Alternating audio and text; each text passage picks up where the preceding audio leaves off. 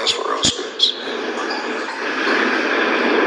So, if I was training him or I was in his corner,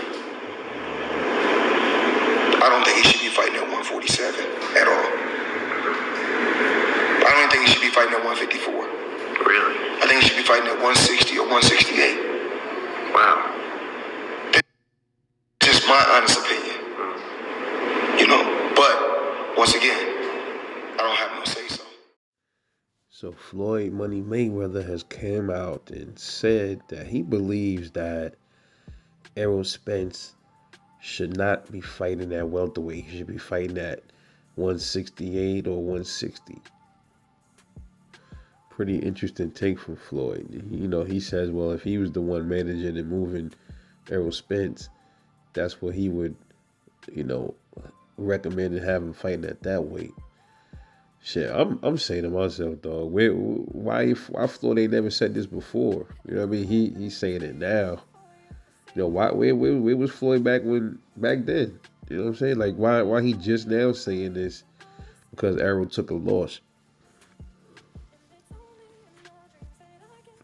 So how I feel about what Floyd said? Well, I mean, hey man, I've always said that I don't know how these dudes squeeze all the way down to this weight, bro.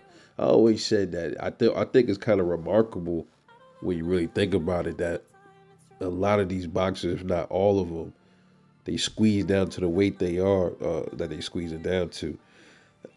With the exception of probably the really smaller weight classes, maybe like 118, like them dudes probably walk around at probably 120 something pounds, and maybe 130, and that's not as bad, you know, to squeeze down 15 pounds.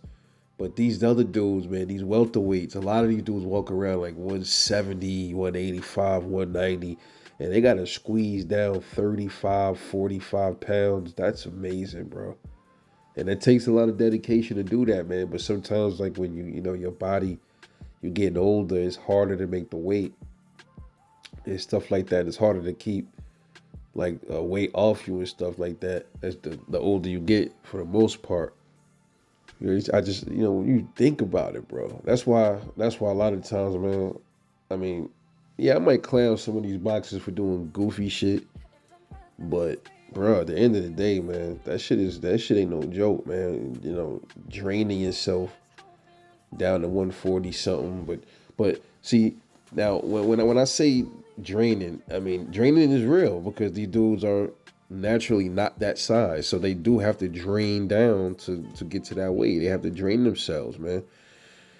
My thing is, man, when people start making excuses as to why dudes lose fights and stuff using the weight as an excuse, that's my issue. Because my thing is, if you know that you can't make the weight, if the weight is such of a problem, why even make that weight? Why not just go up and stay closer to your walk around weight? You know, if it's easier for you to make the weight at the higher classes because it's closer to your walk around weight, why you trying to kill yourself to make welterweight for 100? Bro, that's not even 150 pounds, man. These dudes are big guys, a lot of them.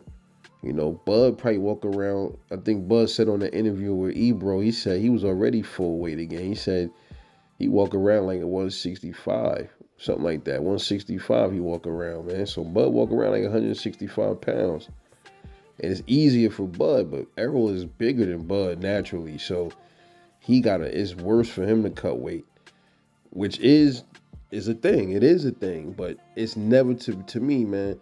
Tying that into why Errol Spence lost is bull, because these dudes know what they're getting themselves into when they sign and Errol said it, like, yo, look, I'm not making no excuses.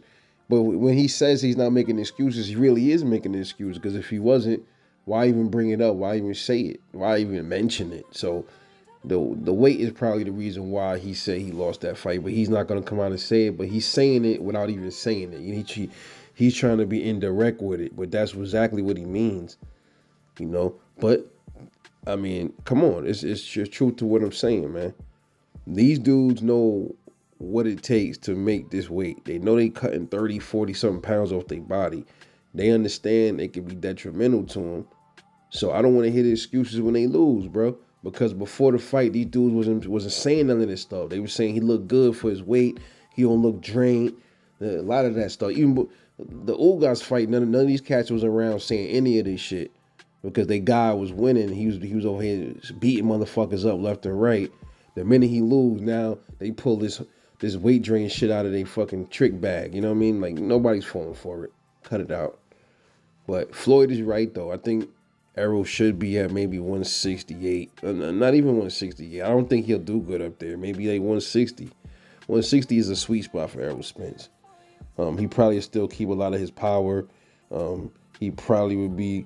Errol Spence he was never the fastest punch. He never was known for speed, but he's probably going to be just as slow as he was at welterweight, especially with the added weight.